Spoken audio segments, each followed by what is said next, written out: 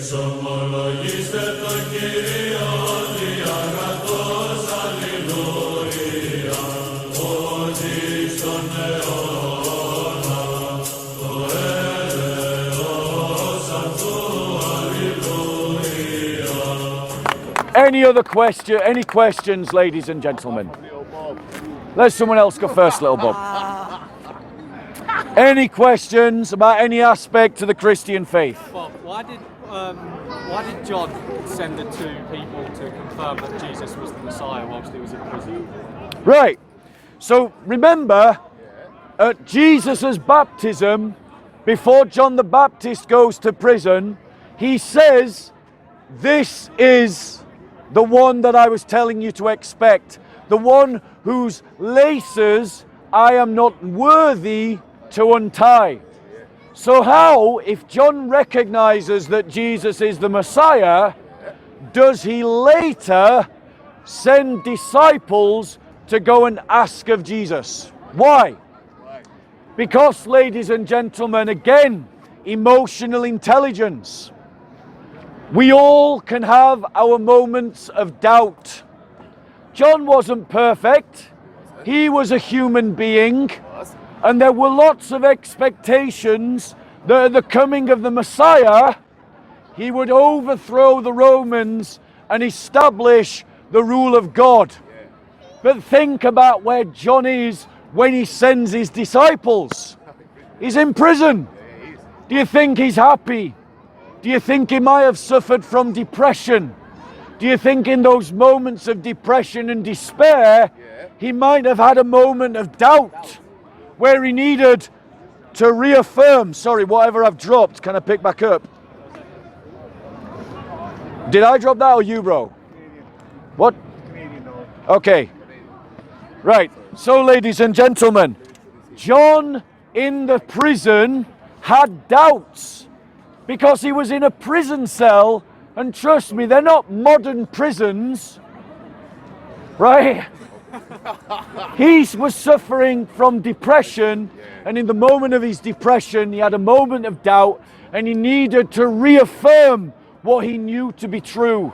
And he wanted to hear again from the lips of the man himself.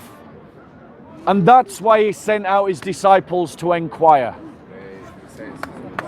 Again, it's about remembering the realities of the people in the story. Remembering the realities of the context in which the story occurs, and allowing for the humanity of the characters in the story. And when you do that, 9 times out of 10, all the apparent prima facie contradictions disappear. Any other questions? Go on, little Bob. Finally, okay, so It's like, do you notice his sudden sense of relief? It's like Sheldon, you know, like, he's I've got to do it. Go on, little Bob. I saw recently you had a R.L. Solberg on your on a live stream. Yeah. Yeah, so basically he's an anti-nominalist. I wanted to ask, I've been getting interested into pro-nominalism from a ministry called 119 Ministries, run by David Wilber, someone who's debated him. What's your view on pro-nominalism, and are you a pro-nominalist or an anti-nominalist? Well, I've heard those terms, but off the top of my head I don't remember what they mean, so you'll have to define the terms. Nominal is nomos in Greek law of Moses, the Torah. Right. Pro-nominalist means following the Torah, that we should follow it. Right. And anti means we shouldn't. Let's be clear. Yeah. Are you a Jew? I'm not Jewish. No. Then the law was not given to you. That answers the question. You don't follow the law of Moses because it was never given to you to follow. Yeah. But, ladies and gentlemen, what about Messianic Jews? Do they follow the law of Moses? They follow the law of Moses as it is translated into the new covenant. A Messianic Jew does not believe that we need temple sacrifices. A Messianic Jew does not believe that we need circumcision to be saved. But they can get circumcised, and if there was a temple, they can go to the temple and participate in the temple sacrifices, as Paul does when he goes to Jerusalem.